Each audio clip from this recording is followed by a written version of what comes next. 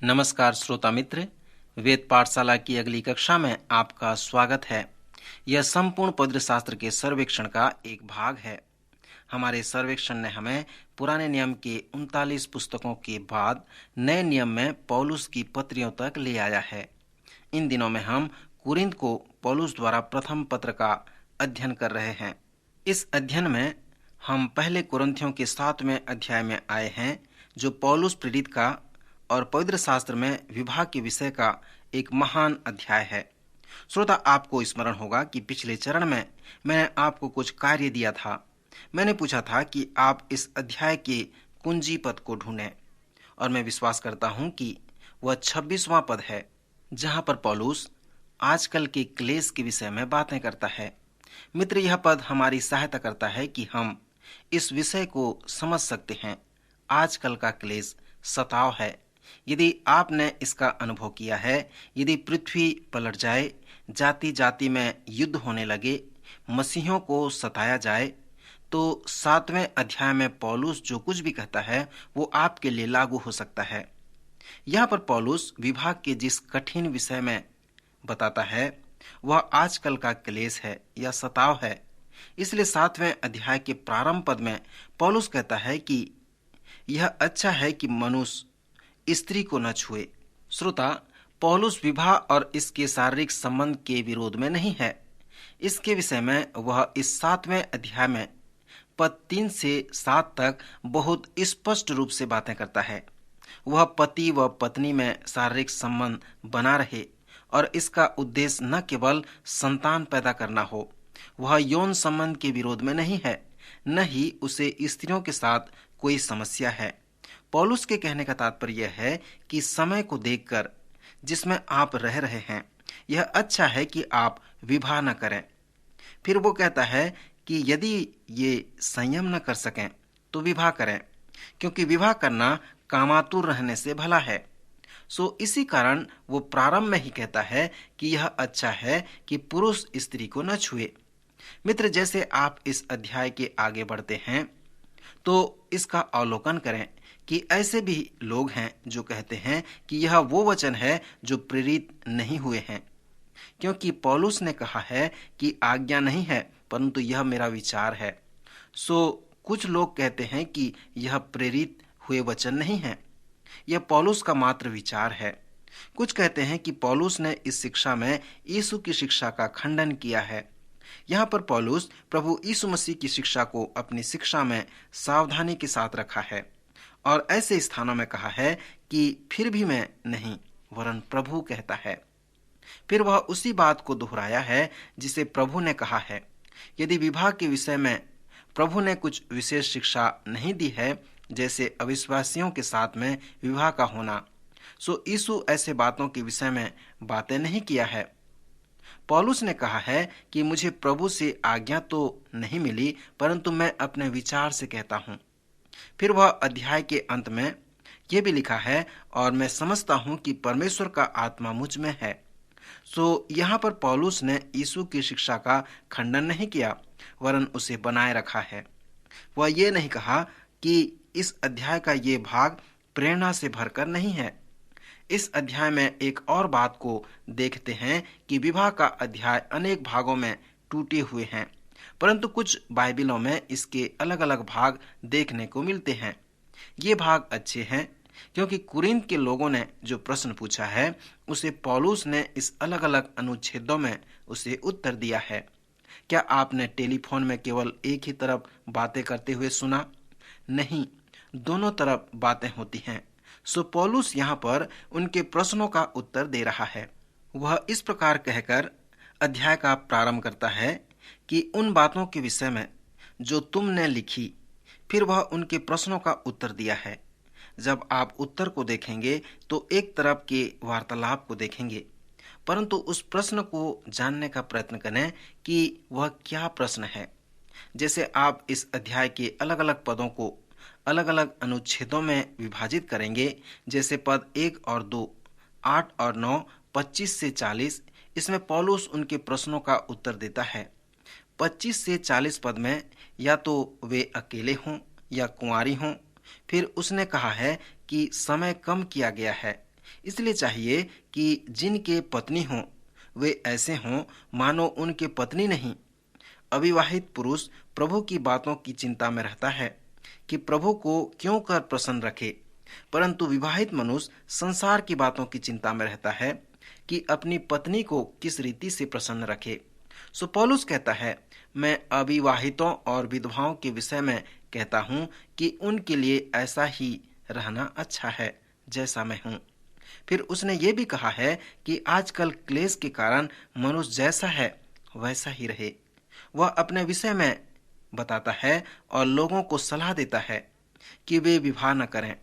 हम जानते हैं कि यहूदियों के महासभा अर्थात सेनहेड्रिन का सदस्य होने के लिए आपको विवाहित होना जरूरी है। क्योंकि पौलुस उस महासभा का एक सदस्य था, सो वह विवाहित था, परंतु उसके पत्नी की मृत्यु हो जाने के कारण वह विधुर हो गया था। जब वह अकेला हो गया था, ऐसे समय में उसने लिखा कि आजकल क्लेश के कारण मनुष्य जैसा है वैसा ही रहे, अर्थात वह विवाह न करे। फिर इस अध्याय के पद 25 से 40 पद में वह एक और सत्य को प्रस्तुत करता है। इस लंबे अनुच्छेद में जब वह कहता है कि कुंवारियों के विषय में प्रभु की कोई आज्ञा मुझे नहीं मिली, परंतु विश्वास योग्य होने के लिए जैसी दया प्रभु ने मुझ पर की है उसी के अनुसार सम्मति देता हूँ। सो मेरी समझ में यह अच्छा है कि आजकल क्लेश के कारण मनुष्य जैसा है वैसा ही रहे, अर्थात वह कहता है कि यह अच्छा है कि मनुष्य विवाह न करे। फिर वह यह भी कहता है कि यदि वे संयम न कर सकें तो विवाह करें, क्योंकि विवाह करना कामातुर रहने से भला है। इसके बाद वह अविवाहित रहने या ब्रह्मचारी जीवन के विषय में बताता है। अध्याय के अंत में वह कहता है कि यदि कोई अविवाहिता पवित्र व आत्मिक है तो वे अपना सारा समय, सारा ध्यान, सारा बल एक ही विषय में लगाएं कि कैसे मैं अपने प्रभु को प्रसन्न रख सकता हूं। क्योंकि जब वे विवाह करेंगे तो केवल वे ये ही विचार करते रहेंगे कि कैसे मैं अपने प्रभु को प्रसन्न रख सकता हूं, परंतु वे ये भी विचार करेंगे कि कैसे मैं अपने पति या अपनी पत्नी को भी प्रसन्न रख सकता हूं। सो पौलुस कहता है कि इस प्रकार के लोगों को समस्या होगी। पौलुस ये कहता है कि यदि तुम प्रभु की सेवा करना चाहते हो तो अविवाहित रहो।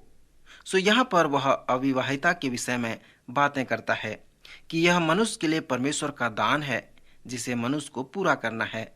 एक बार एक रोमन पास्टर व याजक को टीवी में कार्यक्रम देने के लिए उनका साक्षात्कार लिया गया।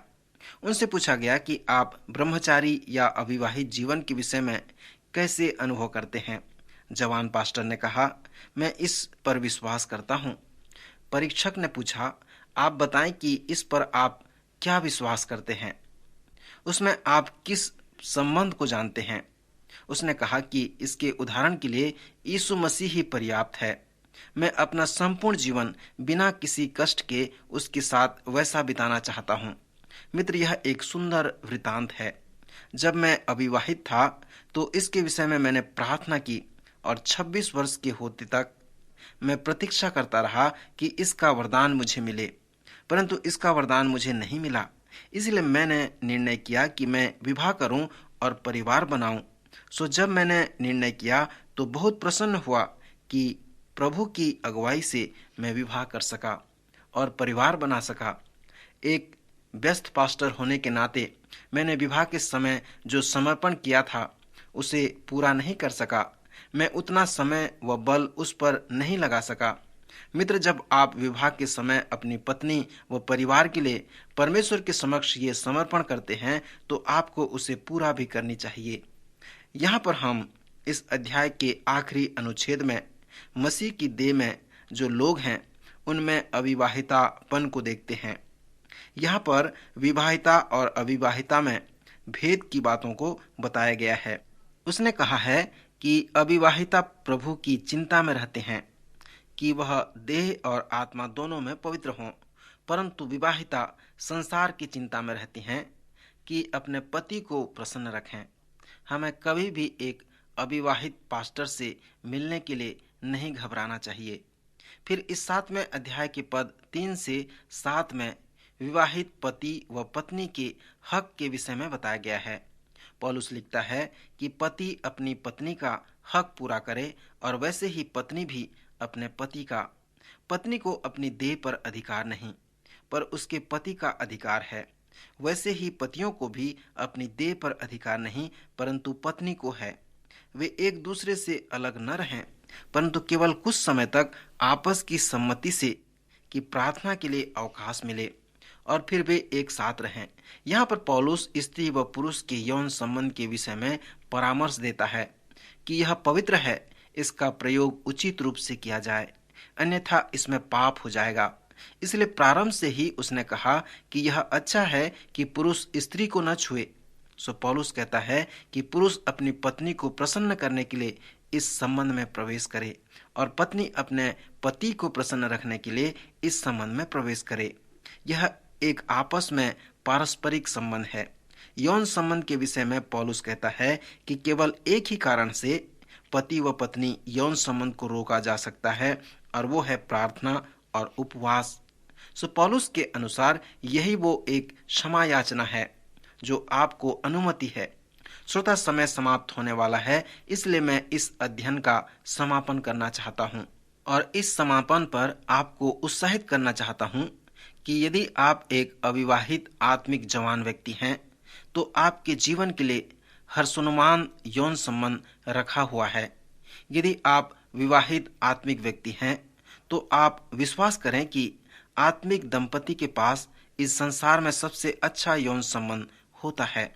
पवित्र आत्मा से पूछें कि वह आपको पौलुस के इस वृतांत को समझने में आपकी सहायता करे और आप उसे अपने जीवन में लागू कर सको।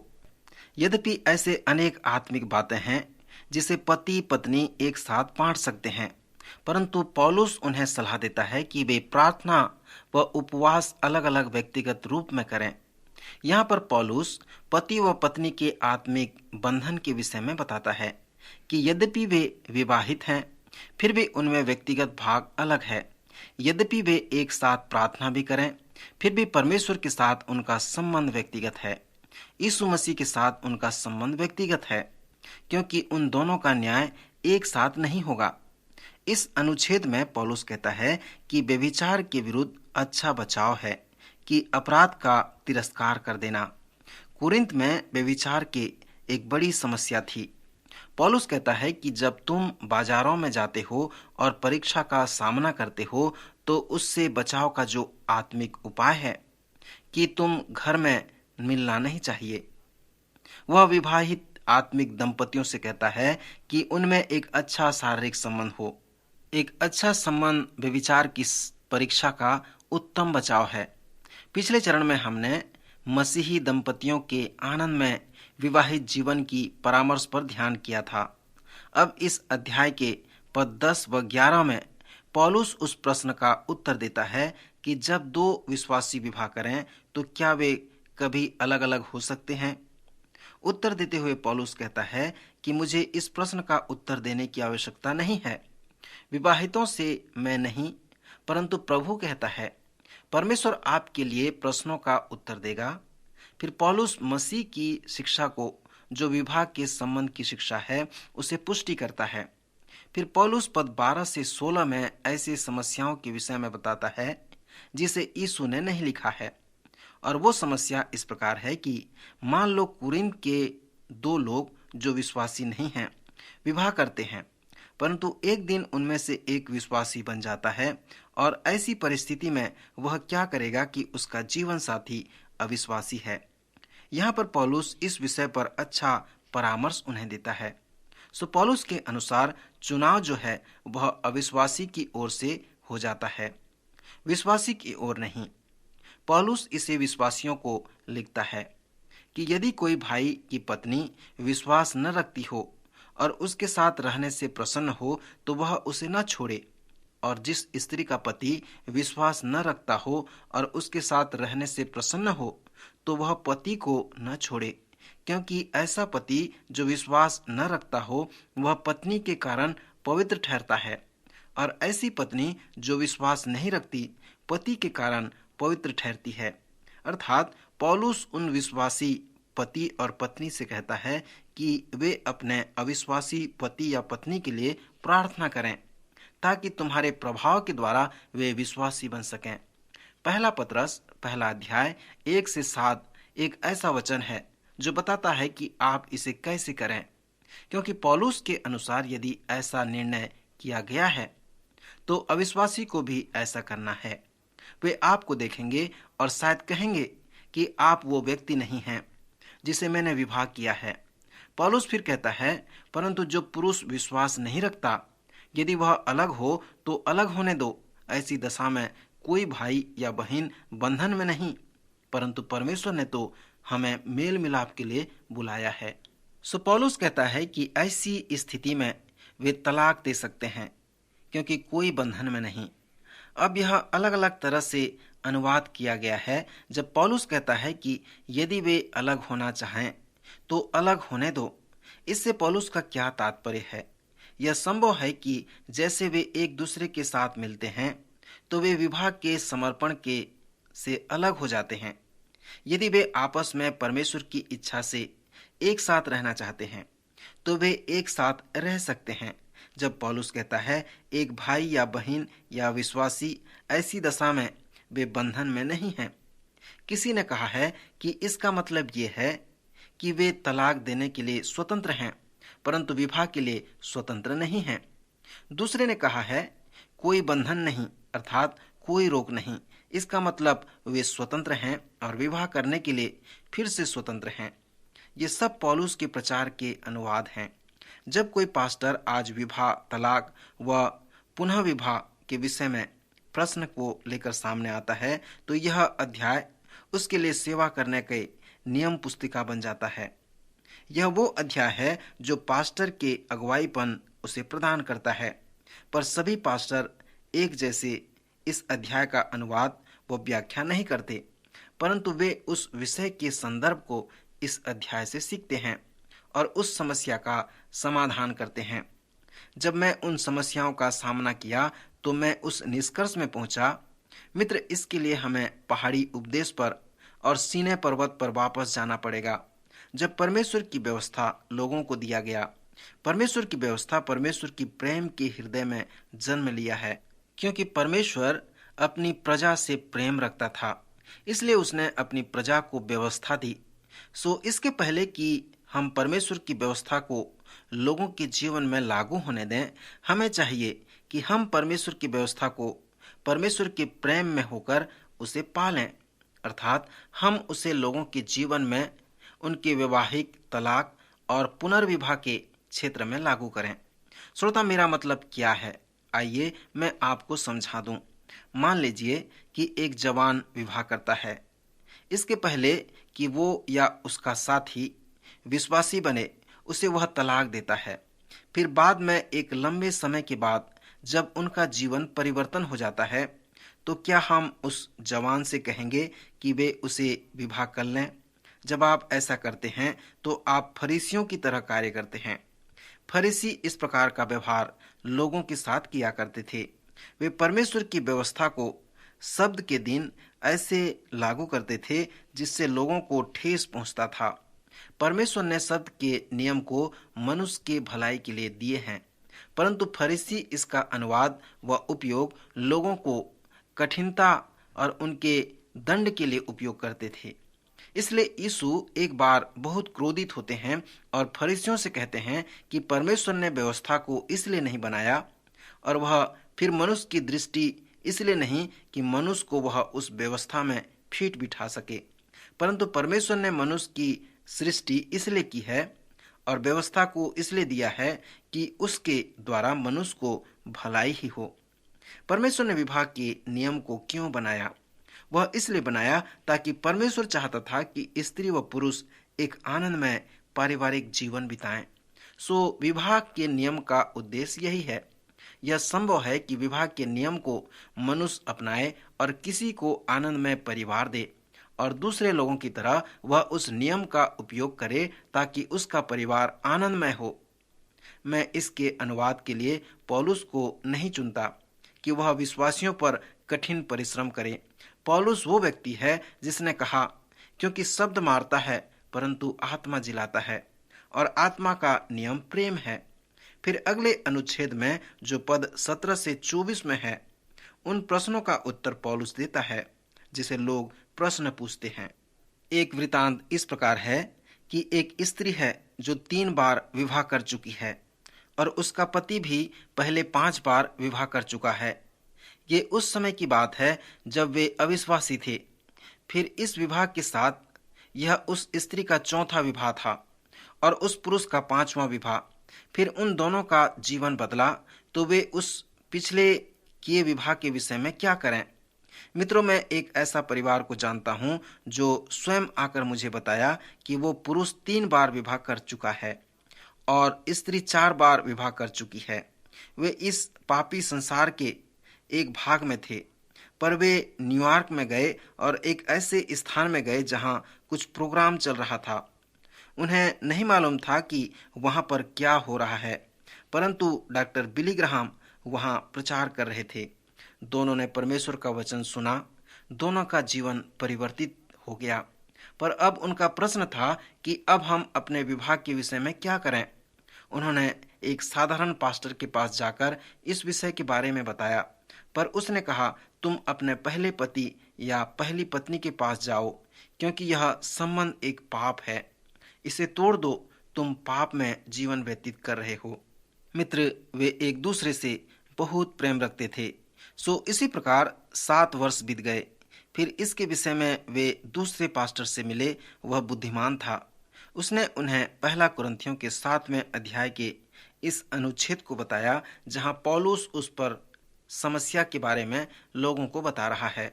पद 17 से 24 में उसने कहा, जैसे प्रभु ने हरेक को बांटा है और जैसा परमेश्वर ने हरेक को बुलाया है, वैसा ही वह चले। हरेक जन जिस दशा में है, जिस दशा में बुलाया गया हो, उसी में वह रहे। यहाँ पर वह क्या कहता है? पौलुस यहाँ पर सलाह देता है जो पवित्र शास्त्र पे आधारित है। प्रथम कुरिन्थियों में पौलुस का जो मुख्य विषय है कि जब परमेश्वर ने तुम्हें बुलाया है तो तुम्हारा विवाहित स्थिति क्या है, वह उद्धार के अनुभव को बुलाहट के रूप में प्रस्तुत करता है।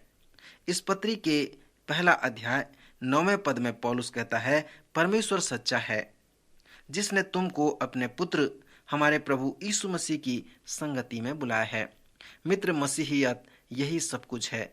मसीहियत जीवित प्रभु यीशु मसीह के साथ संगति करने के लिए एक बुलाहट है। पौलुस कुरिन्थ से कहता है, उद्धार बुलाहट। जब उसने यहूदियों को सुसमाचार प्रचार किया तो सुसमाचार उनके लिए ठोकर का कारण बन गया था, और जब उसने यूनानियों को सुसमाचार प्रचार किया तो यूनानियों ने सुसमाचार को मूर्खता समझा और उस पर वे हंसने लगे। परंतु जो बुलाए गए थे और उद्धार पाए हुए लोग थे, उनके लिए सुसमाचार परमेश्वर की सामर्थ है। यह पौलुस का जो परामर्श है कि परमेश्वर से कहें कि अभी की वैवाहिक स्थिति में वह आपको आशीष दे। मित्र, आप यहाँ देखें कि जब आप विवाह, तलाक और पुनर्विवाह की समस्या का सामना किए तो महत्वपूर्ण बात यह है कि आप कब और कहाँ बुलाए गए। जब आपका उद्धार हुआ तब आपका विवाहित स्थिति कैसा था? विवाह का यह अध्याय एक कठिन प्रश्न को उत्पन्न करता है, अर्थात परमेश्वर की दृष्टि में विवाह क्या है? यह एक महत्वपूर्ण प्रश्न है।